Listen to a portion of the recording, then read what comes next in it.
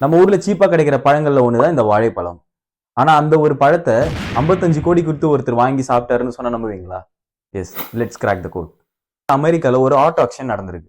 ஒரு Italian artist பக்கத்துல இருக்க ஒரு கிராசரி ஷாப்க்கு போய் 25 ரூபாய் கொடுத்து ஒரு வாழைப்பழத்தை வாங்கி அது ஒரு டக் டேப் வச்சு ஒட்டி அதை அந்த ஆர்ட் ஆக்ஷன்ல போஸ்ட் பண்ணியிருக்காரு. இத ட்ரான்னு சொல்லப்படுற ஒரு கிரிப்டோ கரன்சி நிறுவனத்தோட சிஇஓ மிஸ்டர் ஜஸ்டின்சன் அந்த ஆக்ஷன்ல 6.2 மில்லியனுக்கு அந்த வாழைப்பழத்தை ஏலத்தில் எடுத்திருக்காரு. நம்ம ஊர் காசுக்கு அதை கால்குலேட் பண்ணா கிட்டத்தட்ட 55 கோடி ரூபாய் வருது. இதுல ஃபன் என்னன்னா, இதுக்கு அவங்க சர்டிபிகேட் ஆஃப் அத்தென்டிசிட்டியும் கொடுத்திருக்காங்க, அதுவும் வரைபடத்தோட. இதுக்கு பேர் கான்செப்சுவல் ஆர்ட்னு சொல்றாங்க. அந்த ஹார்ட் ஒர்க்கை விட அதுக்கு பின்னால இருக்க ஐடியாலஜிக்கு தான் இங்கே மரியாதை. வாழைப்பழம் 3 நாள் கெட்டு போயிடும், ஆனா இந்த சர்டிபிகேட் வச்சு இவரால் எப்ப வேணும்னாலும் இதே ஆர்ட்டை திருப்பி ரீக்ரியேட் பண்ணி எவ்வளவு பிரைஸ் வேணாலும் விற்க முடியும். கொஞ்சம் ஆழமா யோசிச்சேன்னா அவர் பண்ணது முட்டாள்தனம் இல்லை, அது ஒரு இன்வெஸ்ட்மெண்ட். அவர் பண்ண இந்த செயலால ஒரே நாள்ல வேர்ல்டு ஃபுல்லா இவரோட கம்பெனி நேம் ரீச் ஆயிருக்கு, ஷேர் வேல்யூஸும் இன்க்ரீஸ் ஆயிருக்கு.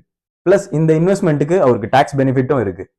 இதுல ஹைலைட் என்னன்னா, அந்த வாழைப்பழத்தை எல்லாரும் முன்னாடியே அவர் பிரிச்சு சாப்பிட்டுட்டு மற்ற வாழைப்பழத்தை விட இந்த வாழைப்பழம் ரொம்ப டேஸ்டா இருக்குன்னு சொல்லியிருக்காரு.